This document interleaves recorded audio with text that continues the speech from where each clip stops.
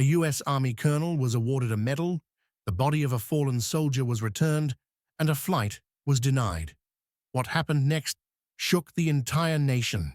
No one expected that amid the busy airport, where only procedures and schedules were supposed to matter, a wave of outrage would sweep the country simply because one woman refused to stay silent in the face of injustice. That morning, John F. Kennedy International Airport was just like any other. Noisy, hectic, filled with announcements over the PA system, the rumble of rolling suitcases over polished marble floors, and the chatter of children. Adults frantically checked their departure gates. Amid that throng of people, one figure stood out, a tall, broad-shouldered old woman in full dress uniform, her chest adorned with medals, walking with a resolute stride as if each step were an oath of honor.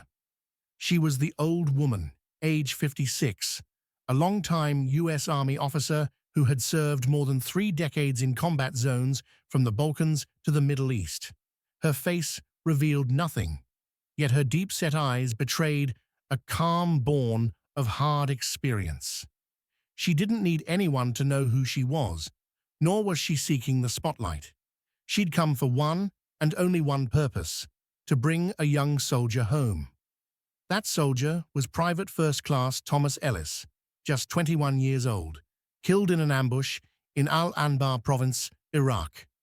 A young man who'd never made it to college graduation, never married his high school sweetheart, never saw his mother one last time. All that remained was a folded flag and an unfinished promise: no one left behind. On the tarmac, the flag-draped coffin waited, cold and silent. There was no honor guard standing by, no bugle playing a lament, just that sacred duty. The old woman was no stranger to death.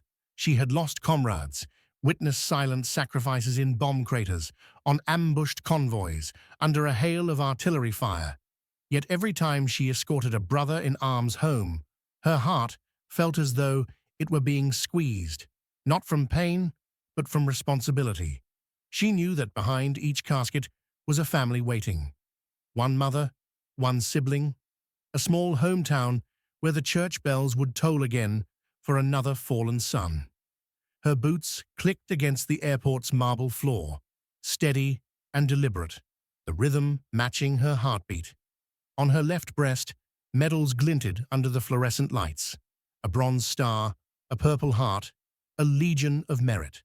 But today, all those honors meant nothing, because the soldier beneath that flag had never received any medals at all. In her left hand, she gripped a folder containing authorization documents, her military ID, the transport orders, and a handwritten letter from Thomas Ellis's mother, tucked into the shipment. The lines were shaky, ink blurred by tears. "Please bring my son home. We're still waiting for dinner with him," the letter read. The old woman drew in a steady breath.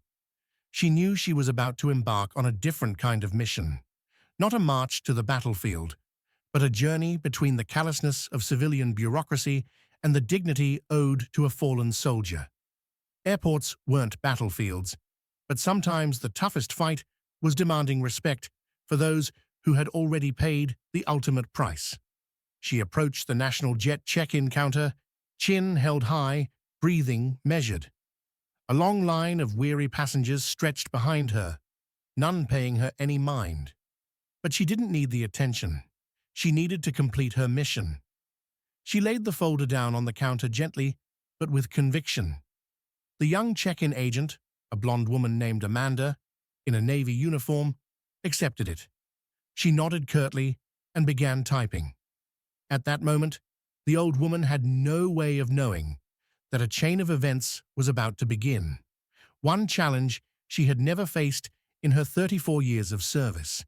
It wouldn't be bombs or bullets or a distant battlefield, but something even more dangerous: the system's default indifference, silent discrimination, and nameless policies. And there, at counter number 4 in Terminal B, a new kind of battle quietly began. No one realized that in mere minutes, the entire nation would be watching this woman, and the airline would wish they'd known who she really was. Just after the old woman placed the folder on counter number 4, she stood upright, her hands clasped lightly behind her back, as though by entrenched military reflex. The noisy sounds around her seemed to fade into the background, leaving only the clacking of keys as the check-in clerk worked. Amanda Whitaker, 26 years old, blonde hair tied in a ponytail, pale lipstick, a youthful face tinged with the fatigue of long days at the airport, did not look up at her once. She took the documents, her eyes fixed on the screen, her fingers gliding over the keyboard in a rhythm of indifference. But when she reached the line that read, "Military Escort Special Order," her hands paused for a moment. She frowned. She glanced over the file, then back at the screen, where the entry did not match any ordinary commercial ticket. Finally, for the first time since she approached the counter, Amanda looked up. Her gaze held no respect or sympathy, as many people did when they saw the old woman in uniform. No, it was a look mixed with suspicion and annoyance, a chill masked behind half-hearted politeness. "Excuse me, ma'am," she said, her tone striving for neutrality. "There's a problem with the ticket. We cannot allow you to board at this time." Those words struck the old woman like a cold blade slicing through the air. She tilted her head slightly, her eyes hardened, but her voice remained calm. "I'm on official military duty. This is the body of a fallen soldier. All procedures are in order." Amanda did not reply immediately. She just gave the screen a quick look, then turned to a male co-worker seated farther inside, leaning in to whisper something mumbled too low for anyone to hear. The co-worker nodded slowly, casting the old woman a fleeting glance. The kind you give someone when you've made up your mind before hearing the truth. She turned back and exhaled as if burdened by this matter. "I understand, ma'am, but right now our system has flagged this flight as ineligible for special clearance boarding under current security policies. We cannot allow you to board." Policies. The word reverberated like a familiar excuse. The old woman had heard it countless times, especially those moments when she was denied. Not because of any fault of her own, but because of something invisible, her skin color. She didn't need to shout or argue. She leaned forward slightly and withdrew a letter from the folder. "This is a deployment order from Military Command. It bears a signature and an authentication code from the Department of Defense. The flight has been arranged. The seat has been confirmed. I suggest you verify it again." Amanda took the paper. Her eyes skimmed it quickly, but not carefully. She held it as if it were just another burdensome form, rather than proof of a sacred mission. Then, to avoid further contact, she turned to whisper with her co-worker again, this time speaking more urgently. The two of them whispered rapidly. The old woman stood still, observing. From the vantage point of someone who had led hundreds of soldiers under high-pressure conditions, she could read what they didn't say out loud. Amanda was hesitating, not because of the system, not because of the paperwork, but because of her presence, a black woman in uniform requesting something she wasn't comfortable handling. She felt uneasy, and rather than face it directly, she hid behind the two dreaded words, policy. Behind the old woman, passengers began to stir. A few glanced at her curiously, others stared at Amanda, as if trying to understand what was happening. A middle-aged man, wearing a tie, raised his eyebrows and checked his watch, appearing displeased at being held up in line. Yet the old woman remained standing tall, not budging. She looked like a pillar in the midst of the bustling crowd, calm but resolute. After a moment, another man emerged from the back area. His name was Walter Glay, roughly in his early 50s, slightly stooped, wearing a name badge that read, Operations Supervisor. His eyes were weary but cold, the kind of look worn by someone accustomed to handling difficult situations by reciting the company's scripted lines. "Colonel," he began, his tone hollow, As one who has lied many times before, we sincerely apologize for the inconvenience. However, due to internal policies and security regulations in effect today, you will not be able to board this flight. The old woman tilted her head, her gaze sharp as a knife. Then explain to me what policy prohibits an officer escorting a fallen soldier's remains from boarding a plane.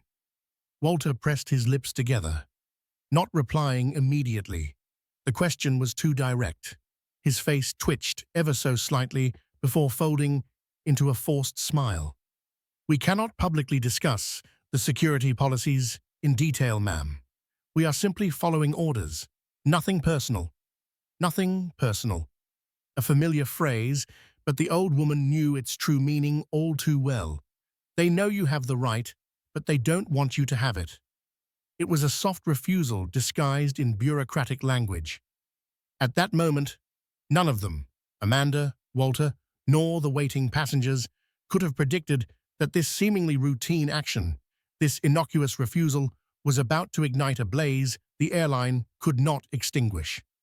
The old woman remained standing, unmoving like a bronze statue amid the chaos of JFK Airport. There was no sudden anger in her, no dramatic gesture, only a heavy silence, the kind that made young soldiers tremble to attention when she fixed them with her gaze on the parade ground. And now, that same gaze was locked on Walter Glay, the operations supervisor.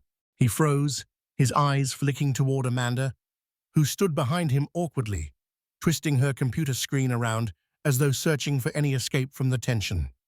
Walter was unaccustomed to facing someone like the old woman, someone who didn't have to raise her voice to make the room go still. He turned back to her, trying to regain some semblance of control. "Colonel, as I said, this is nothing personal. There are special security policies recently put into effect, and unfortunately, we cannot be flexible in this situation." The old woman quietly repeated, "A red alert from the system?" She took a half step forward, her voice sharpening. "Or a red alert from your own minds, when you see a black woman in uniform approach with a request you're not used to. What do you think first, security or threat?" Walter frowned, but offered no rebuttal. Behind him, Amanda stood, with her head slightly bowed, her fingers nervously tapping the touchscreen keyboard as if feigning busy work, but those trembling hands could not hide her unease. No one answered. Behind the old woman, the queue began to stall.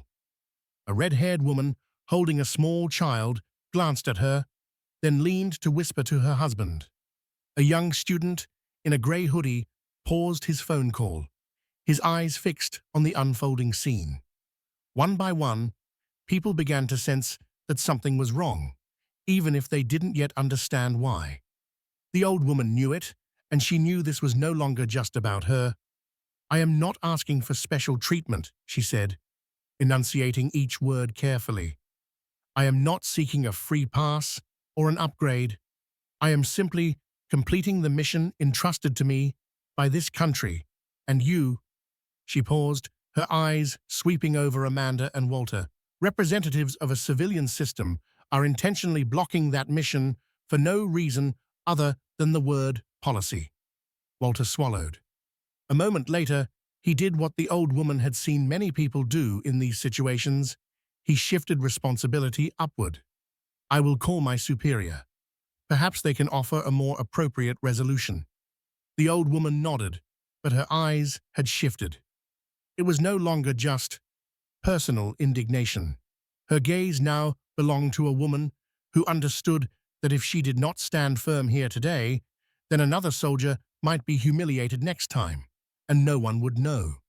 Amanda stole a glance at her over the computer screen. Her expression was no longer haughty as it had been. She recognized the dignity in the old woman's every action, something a uniform alone did not automatically confer, but which this woman made undeniably present.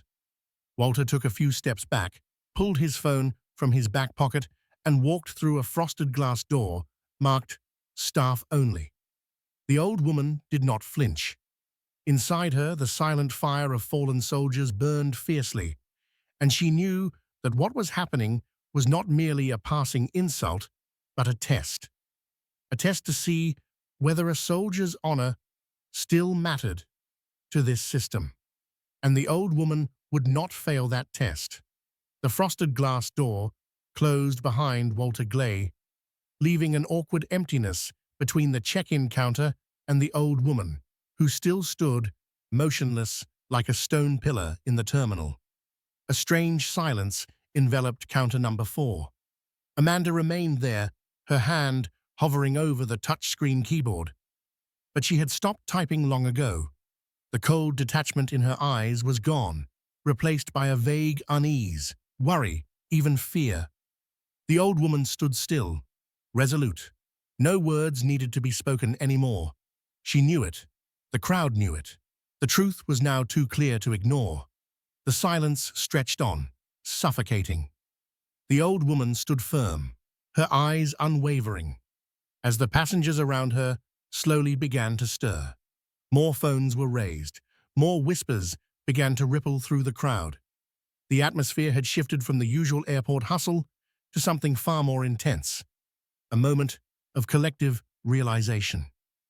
Just then, from the corner of the terminal, a voice broke the stillness. It was old, raspy, but commanding. "I served 30 years and never saw a soldier on duty get stopped like this. Who do you think you're messing with?" The words struck the polished marble floor like a hammer, and the crowd, like one unified being, turned to look. The voice belonged to an older man, his beard flecked with gray, wearing a U.S. Marine Corps cap. Though his age was obvious, he stood ramrod straight, as if the years had not dulled his pride or his resolve. The old woman didn't need to look to know that this was someone who understood a soldier's honor. She offered no nod, no signal. Her eyes flickered slightly in recognition, but the moment was not hers to claim. It belonged to everyone standing now, together in the truth. Without missing a beat, the crowd seemed to shift. The phones kept recording, but now the voices of outrage were louder. The old woman could feel it, a surge of collective support for her and the fallen soldier she was escorting. The moment had transcended beyond her personal mission. It had become a national reckoning. At the same time, off to the right, a young man in a leather jacket pulled out his phone, began a live stream, and spoke into the lens with a fiery tone. "I'm here live at JFK. National Jet staff just refused to let a soldier on duty board because of some internal security policy. No one will give a clear explanation. This is wrong, and people need to see it." Around the terminal, murmurs of agreement spread, echoing through the crowds. Amanda, still standing behind the counter, gripped the edge of the desk so tightly her knuckles went white. She could no longer contain the fear coursing through her like electricity. Phones were being raised everywhere, and what had started as a quiet refusal had turned into a viral storm. The old woman did not speak. She simply stood tall, her presence commanding attention without uttering a word. Every camera lens, every phone was now pointed directly at her, and at that moment, she understood the power of silence. Sometimes, the loudest words are unspoken. The energy in the room shifted, growing heavier with each passing moment. People who had once been preoccupied with their flights now stood as witnesses. Some whispered, others filmed, but all eyes were fixed on her. And then, like a bolt of lightning, a tweet from Lily, the young woman who had started the live stream, shot across social media. Now, a Black Army colonel in uniform escorting a fallen soldier's remains was just denied boarding at JFK by National Jet Air. No cause, no respect. Let him fly. The tweet exploded. Within minutes, it had thousands of retweets. A reporter for The Guardian quoted the video, commenting, "Unbelievable that this is America in 2025. The ripple effect was immediate and powerful. At JFK, a crowd began to form around the check-in counter. The once bustling terminal had become a silent arena for truth, a space where the fight for dignity was now taking center stage. "Let him fly," one voice shouted from the crowd. "Respect our heroes." The hashtags began to flood social media, with more and more people joining in the chorus for justice. The weight of the moment was no longer carried by the old woman alone. It had become something far bigger, far more urgent than a single soldier's journey home. From across the terminal, an airline technician wearing headphones rushed by, then stopped to look at the unfolding scene. He pulled out his phone, scrolled quickly, and his eyes widened. The story was already trending on Google News. Amanda, standing behind the counter, felt the walls close in on her. She glanced toward the frosted glass door where Walter still had not returned. Panic surged within her. She had been a part of this, an unwilling participant in a system that allowed such a grave injustice to occur. She had thought that following orders, following protocol, was enough. But now, standing before the old woman, before a living embodiment of honor, Amanda realized how deeply she had been complicit in something much darker. She had believed that smiling and obeying the rules would protect her, but now she knew silence in the face of injustice was never harmless. And then, as the phones buzzed with notifications, a voice broke through the noise. A man in a white button-down shirt, looking more like a corporate executive than a soldier, walked up to the check-in counter. His eyes scanned the room, the sea of faces, and finally settled on the old woman. He was in his mid-40s, with a stern face that conveyed years of corporate survival. But in that moment, as he stood before the cameras, he was more than just an executive. He was a symbol of the very system being called out. "I serve too," he said softly but firmly, his voice cutting through the tension. "This isn't right. No soldier, no matter the color of their skin, should be treated like this. I've seen the sacrifices. I know what it means to be a soldier." The words rippled through the crowd like a wave of support. The room that had been silent now hummed with voices, voices that refused to let this injustice go unnoticed. It wasn't just the old woman fighting anymore. The entire terminal had become her battleground. And for the first time in a long time, the truth had found a voice. The cameras kept rolling, the tweets kept flooding in, and the story was no longer just an isolated incident. It had become a movement for accountability, for justice, and for respect. The message was clear. Injustice, no matter how systemic, will not go unchallenged. Not today. The tension in the air was palpable.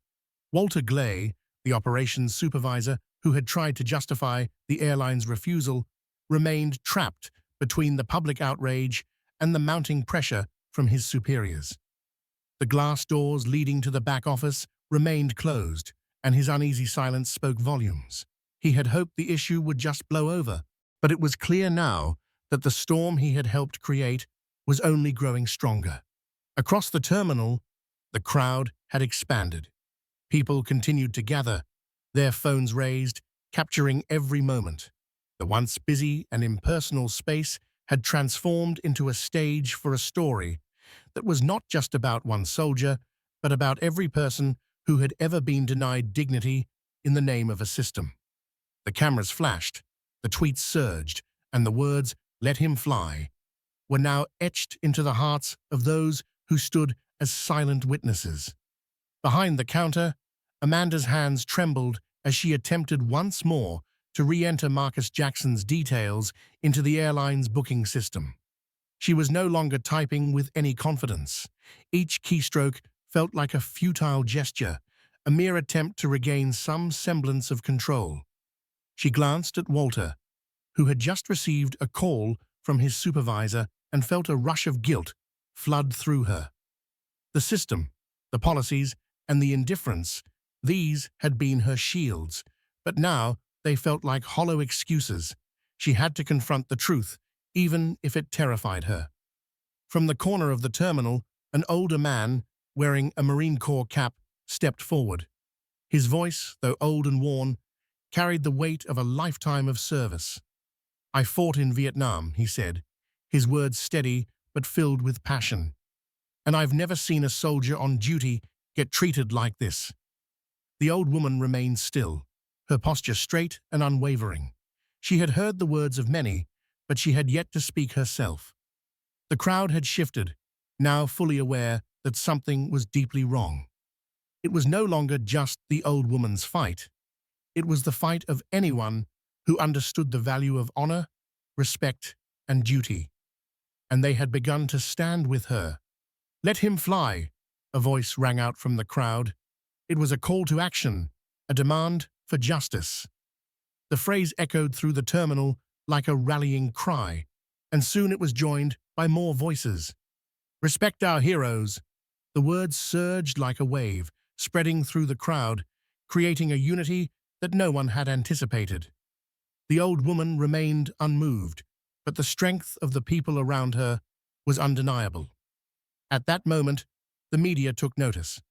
A young woman, her phone raised high, shouted into the lens, "You're watching live from JFK Airport. A U.S. Army colonel is being refused boarding while escorting the remains of a fallen soldier. What is happening here?" The crowd was now fully engaged, and the message was spreading far beyond the confines of the terminal. As the live stream gained traction, the number of viewers spiked, and the hashtags #LetHimFly and #RespectOurHeroes began trending on social media. What had started as a routine, albeit tense, situation had now become a flashpoint, a moment where the country's conscience was being tested. The outrage that was building inside the terminal was now mirrored online, with thousands of people expressing their anger and disbelief. Amanda's face had gone pale as she stood behind the counter, watching the chaos unfold. Her knuckles were white, her grip on the desk tighter than ever. She had hoped to disappear into the anonymity of her job, to follow the rules and avoid the spotlight. But now she was part of something much bigger, something that demanded accountability and change. And then, just as the situation reached a boiling point, a new voice rang out from the back of the terminal. It was calm, measured, but it carried a sense of authority that no one could ignore. A man in a dark blue military uniform with senior officer insignia on his lapels strode toward the check-in counter. His presence was undeniable, his steps purposeful. He was Lieutenant Colonel Daniel Thomas, representing Army Command from the Pentagon. The entire terminal seemed to hold its breath as Lieutenant Colonel Thomas approached Marcus Jackson. Without hesitation, he snapped a perfect military salute, his gaze unwavering. "I am Lieutenant Colonel Daniel Thomas," he said, his voice carrying over the hushed crowd. "We are aware of what has occurred." His words hit like a thunderclap, and the room fell into stunned silence. Walter Glay, still standing frozen in place, could barely comprehend what was happening. He had hoped for a resolution, but now it was clear. He had lost control of the situation. Lieutenant Colonel Thomas turned to Marcus, his voice respectful and unwavering. "Colonel Jackson, you and Private Ellis will not be flying commercial. A military aircraft is on standby. A C-4A from Andrews Air Force Base has been dispatched on an emergency order. The crew is ready. You may board at any time." The crowd let out a collective breath. The power of the system, the red tape, the bureaucratic roadblocks, it had all crumbled in an instant. Marcus Jackson's mission was no longer delayed. The soldier was coming home. Walter Glay tried to step forward, his voice faltering, attempting to salvage some semblance of authority. "Sir, we were just following policy," he said weakly. But Lieutenant Colonel Thomas wasn't having it. He cut him off sharply. "There was no misunderstanding. You were exposed." The moment had passed for Walter. His once confident demeanor was gone, replaced by a man caught in the wake of a public reckoning. The old woman didn't speak a word. She didn't need to. The truth was now impossible to deny. The terminal's atmosphere had shifted from outrage to triumph. The fight for respect, for honor, for justice had been won, not through loud protests or grand gestures, but through a quiet resolve, a willingness to stand firm in the face of systemic injustice. And in that moment, the old woman knew her mission was complete. As she and Lieutenant Colonel Thomas turned to leave, the crowd began to disperse, but not in defeat. They left with a sense of solidarity, of pride, and with a renewed understanding of what it meant to stand up for what was right.